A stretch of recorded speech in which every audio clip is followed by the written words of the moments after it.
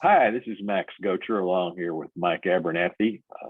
And we just want to take a few minutes today to provide a little bit of insight, maybe by way of explanation, using an example of one of these, what we call a growth analysis spreadsheet. We get a lot of confusion about these things. It seems like we answer a lot of the same questions over and over and over again. So hopefully we're going to provide a little clarification on this, and not only that, but some explanation of why we're asking you to do this, and kind of what we're looking for and what we see from some of these numbers. So I'm going to go ahead and share my screen and put up an example spreadsheet that we've already got completely filled out.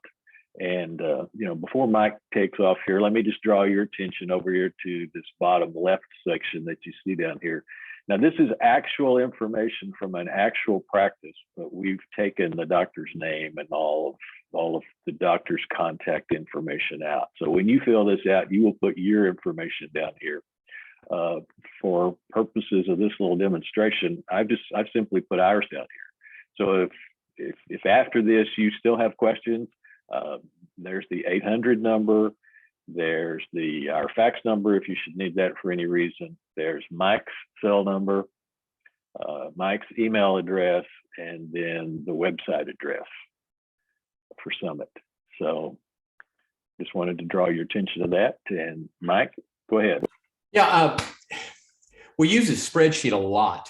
And, we'll have doctors that say, hey, could you look at my numbers? Or, someone's looking to expand, am I ready for an associate? Or even young doctors that are looking at practices. And this is probably one of the best documents that we've ever created for actually understanding not just a list of numbers, but understanding what those numbers mean in, knowing where you are. Is this practice worth, purchasing? What's my practice worth? Whatever. So oftentimes we'll have you do this spreadsheet. We'll want to look at a profit and loss statement. And again, we want to look at a schedule. And so we're going to just cover this one area. And again, if you don't have Excel on your computer and you're sent this document, you won't be able to open it. I've had doctors call and say, hey, I can't get it open. I can't fill it out, but it's got to be filled out on the computer. So when you get it, all of these numbers will be blank, right? And so the first page is really, really easy. It probably shouldn't take 5 or 6 minutes. We're just asking for operatories, the staff, where they work, your hours, and then information about your practice as far as location, because I'm going to go look at the demographics. I'm going to look at Google Earth and see what the practice looks like. So let's just take these real quick. We have a benchmark where, again, and I'm not saying if you don't meet the benchmark that you have a bad practice. We chose this practice because it was a good average practice, because I think they do about $1 million a year.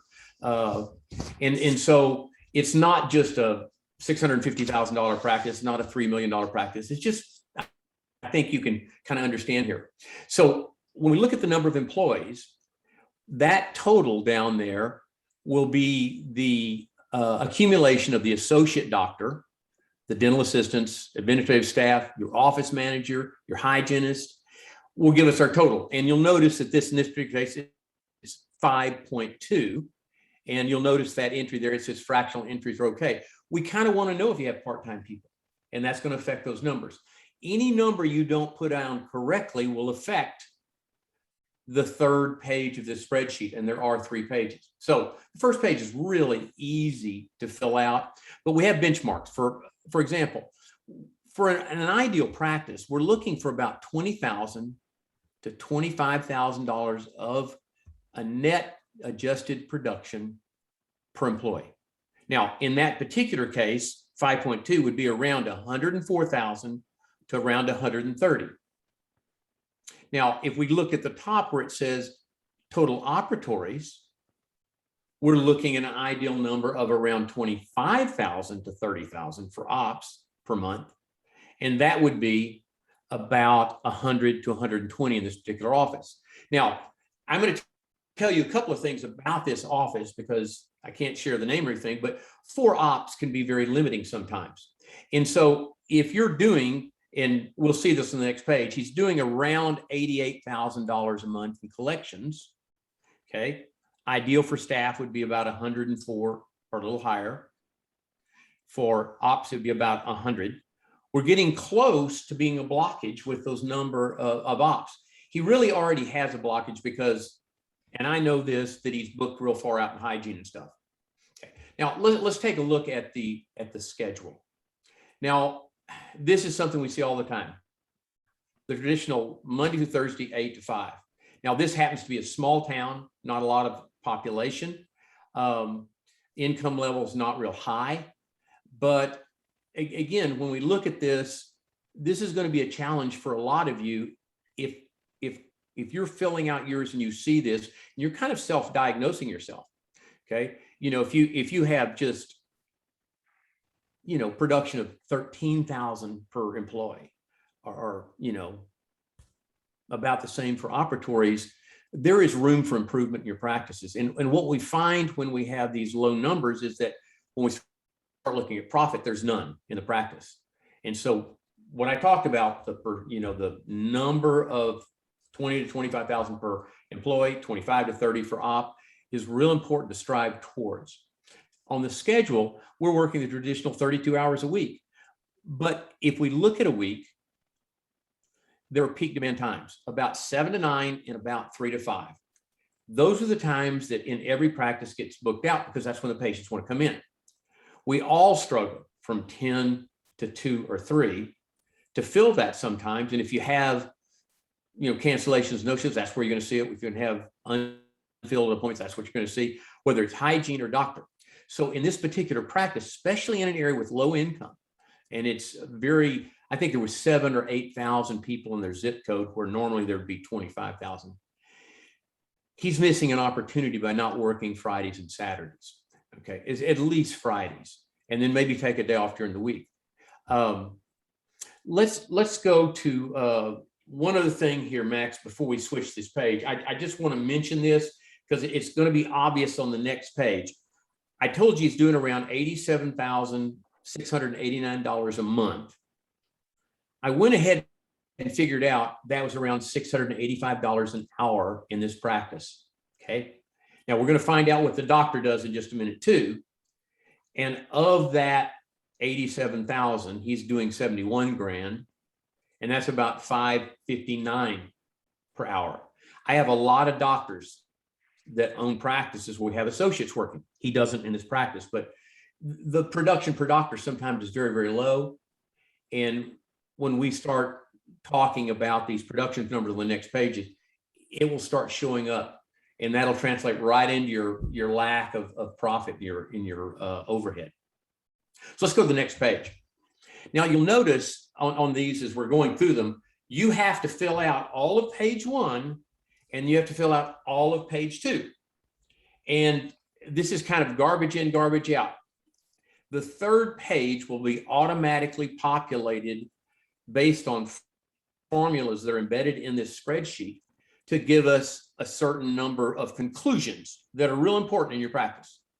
So when you're doing this, and if you're the doctor and you're not familiar with how to find this in your computer, I would probably delegate filling this out to a front desk person.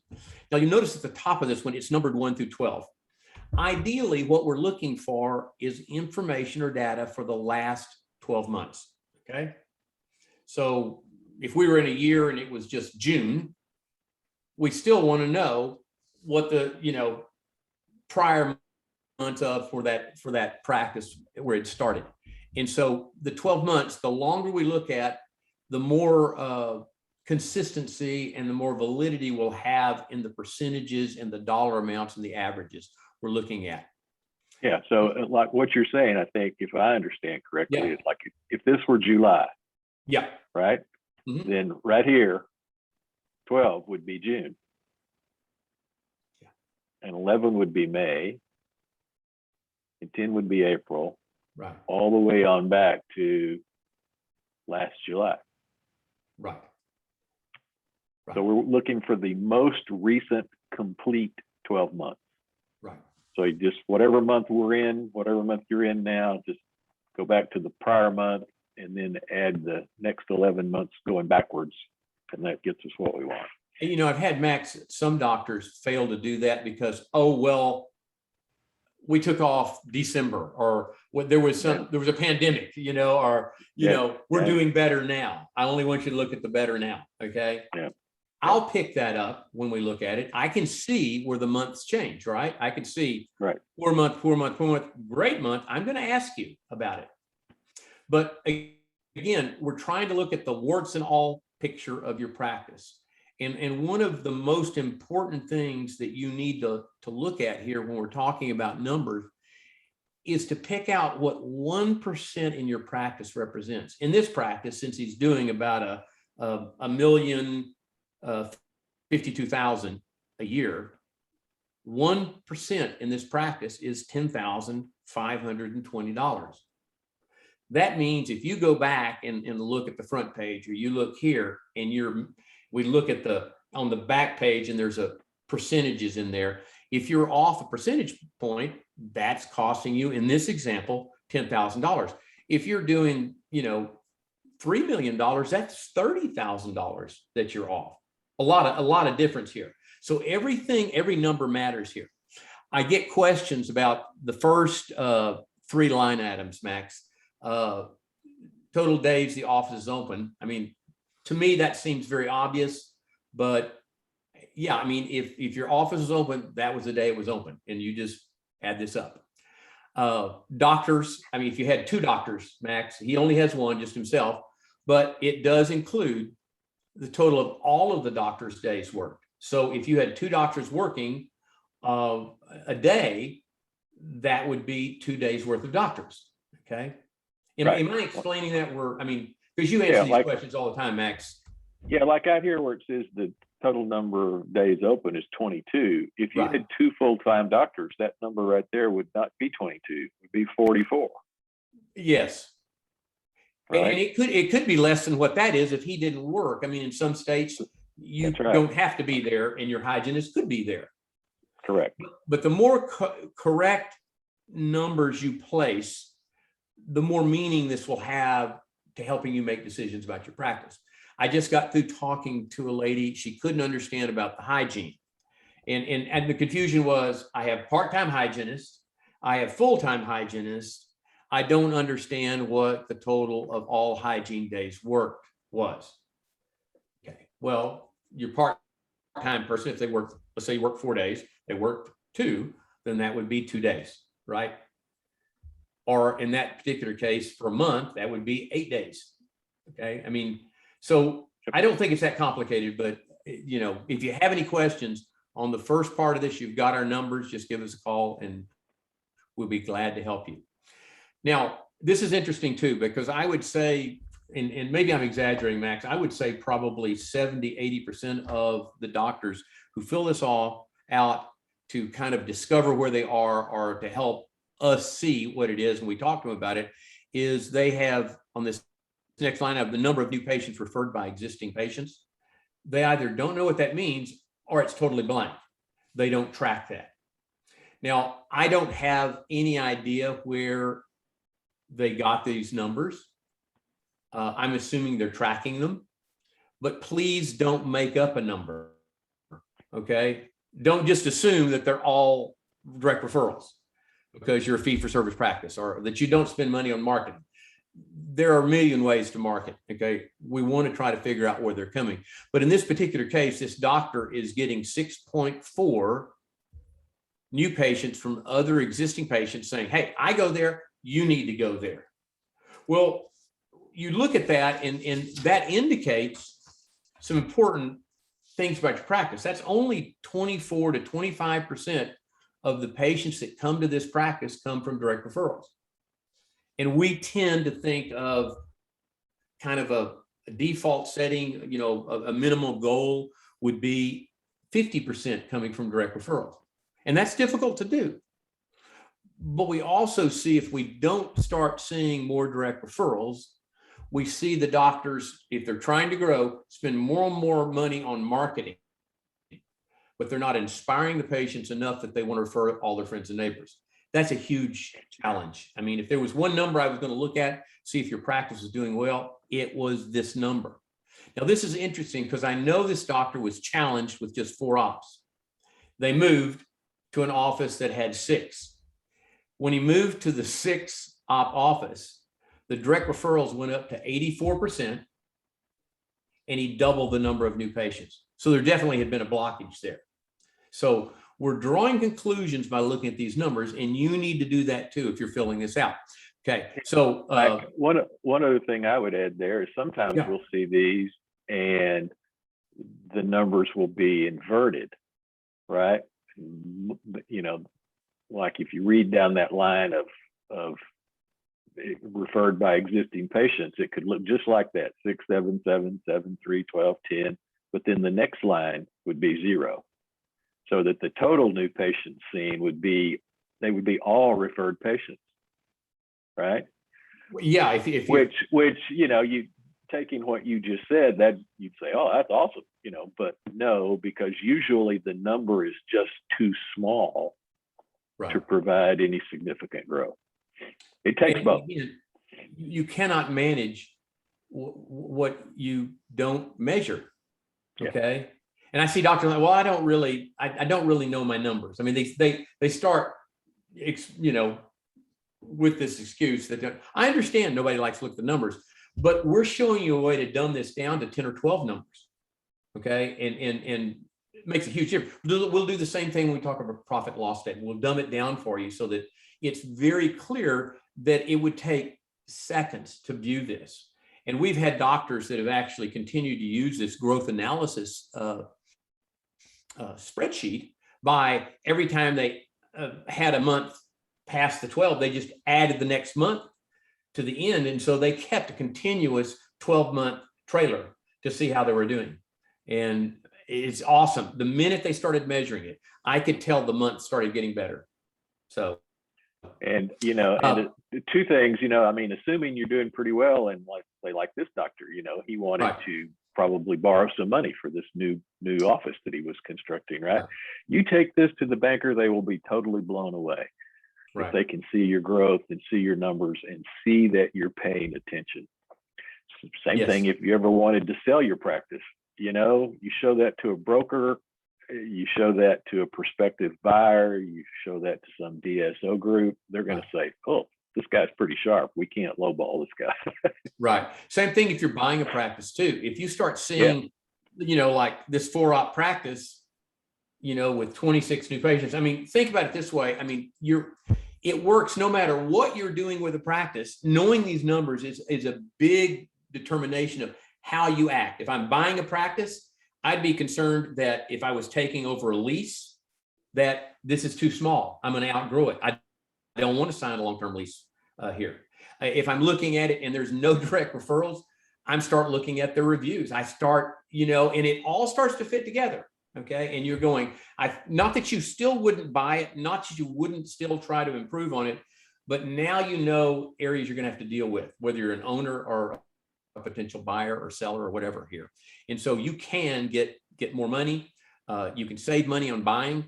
Sometimes the things that don't look good on here are things that you could correct, and makes a big difference when you're buying. So again, this is a real important sheet. I really encourage everybody to fill this out and try to glean all the information you can. In this particular case with 26, I went ahead and multiplied that out. That's 312 new patients a year. A hygienist can only see about 550 to 600 new patients. I'm sorry, 550 to 600 patients a year. If they get an average number of new patients and do some scaling and route plannings. What that means in this particular practice is doing a little over 300 is every 1.5 to 2 years, they should be hiring a new hygienist. Now, another thing it tells us too, is that in an average practice, they get 20 to 30 new patients. But in an average practice, they just have 1 hygienist. In this one, if you remember when we went back to the front page, I think he had 2.5. So in this particular case, I'm sorry, 1.7. 1.7. Okay. So if you multiplied, average practice has 20 to 30, and let's use the number 30. If he had 2, he would need about 60 new patients a month. Okay. When you start adding more hygienists, you should see that, for them to produce a higher amount, and what I predict we're going to see on the next page is that there's not a lot of production coming from hygiene. Now, it could be the doctor's fault. If you had brought in more new patients so they could still average, 20 to 30 new patients per hygienist, then you would see that the overhead would go down, their production go up. So that's an important thing to look at. So the write-offs generally are corrections in insurance, senior discounts, whatever. And you'll notice in this particular case that it's a very small number. Most people set up their software to automatically do insurance write-offs, adjustments from insurance.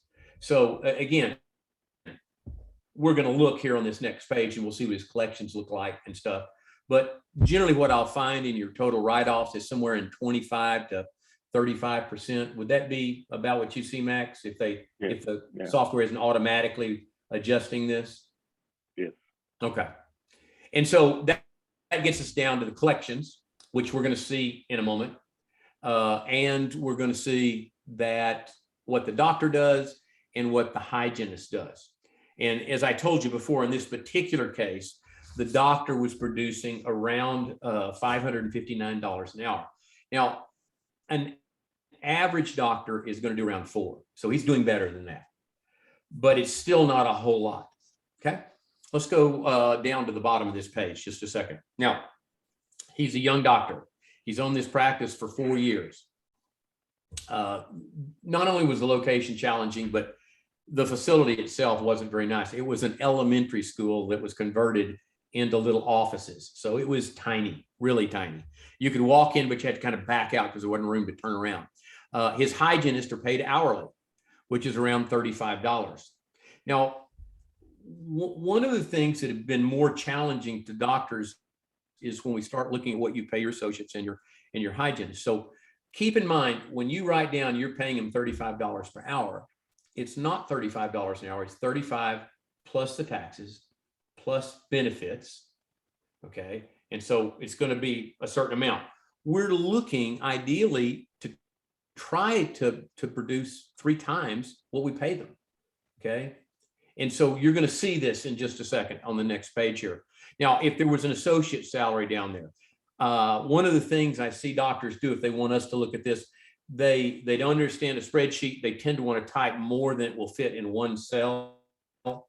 And so a lot of times they'll type in on the associate, commission of so much or base of this much and a commission of this much. And we can't see the numbers. Okay. It has to fit in that cell to do that. But again, what you pay them really makes a big difference. And when we do talk about profit and loss statements, we'll touch on this again. So it's real important you get this down. Let's go to the last page.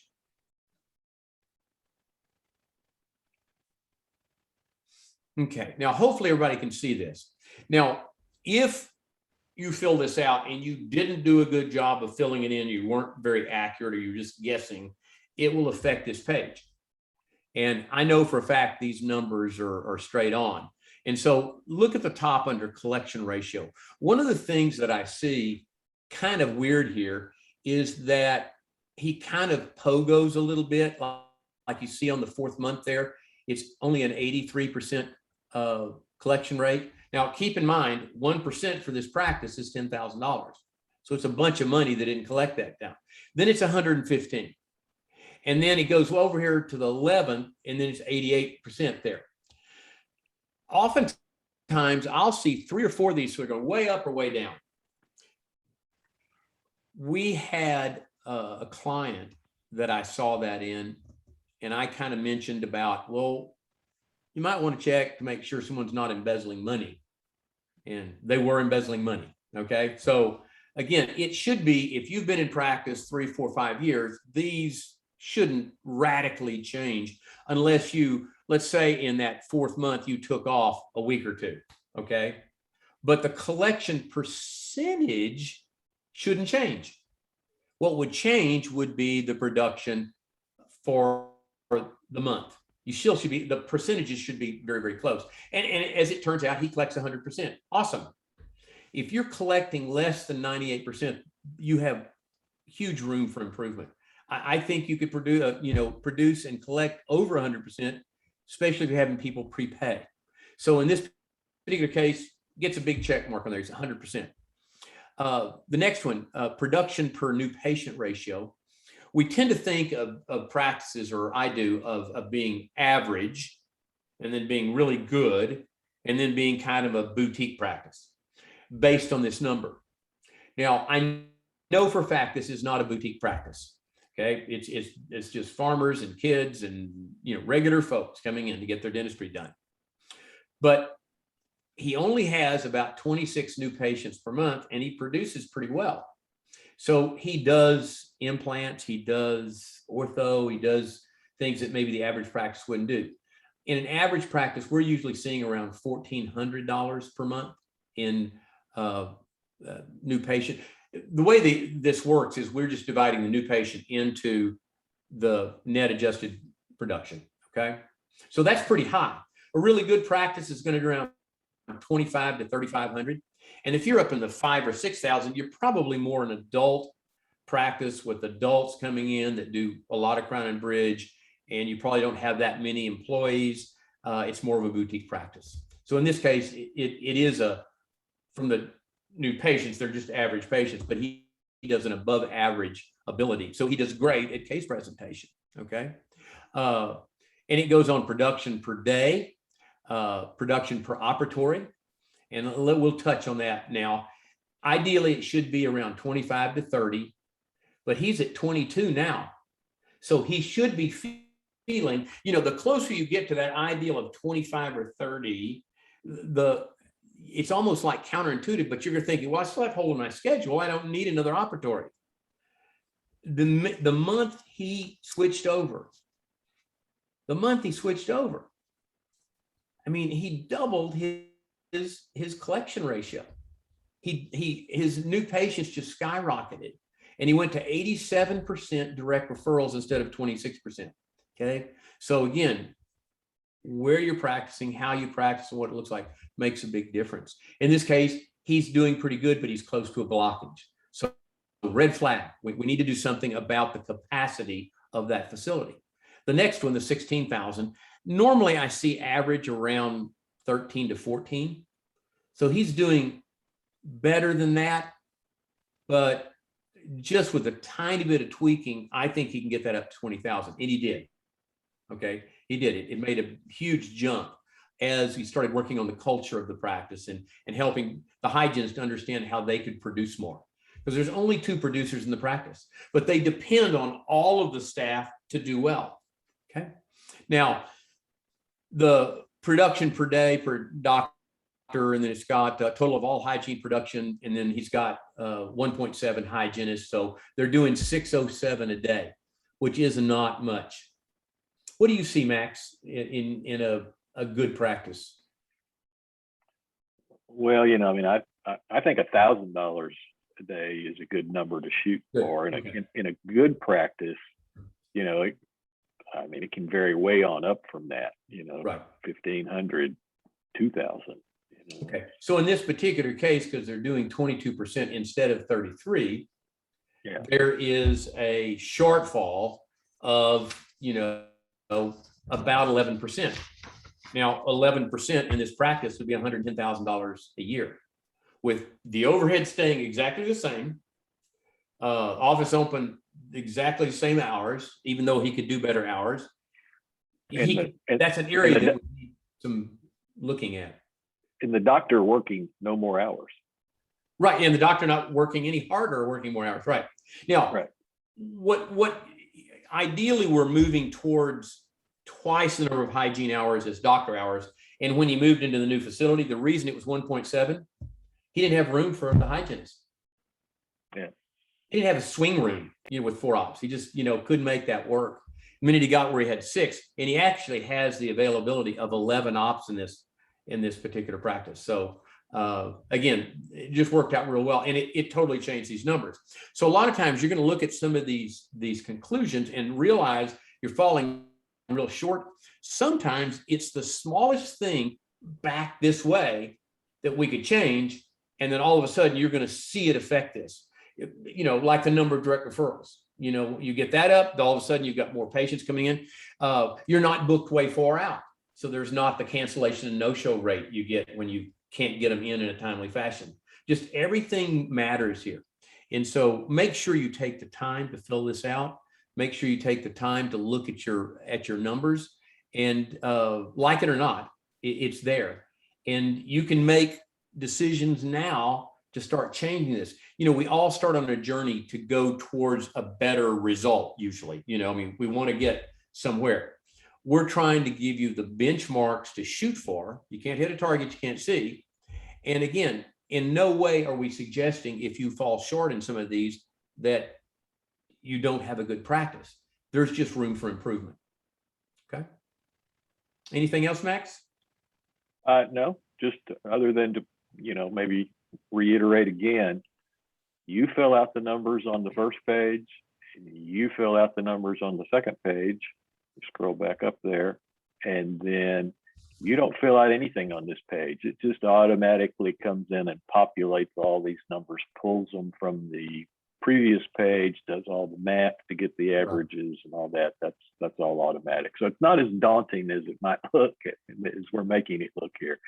A lot of it is automated. So again, thank you for watching. And if you have any questions, be sure you let us know. Okay, bye.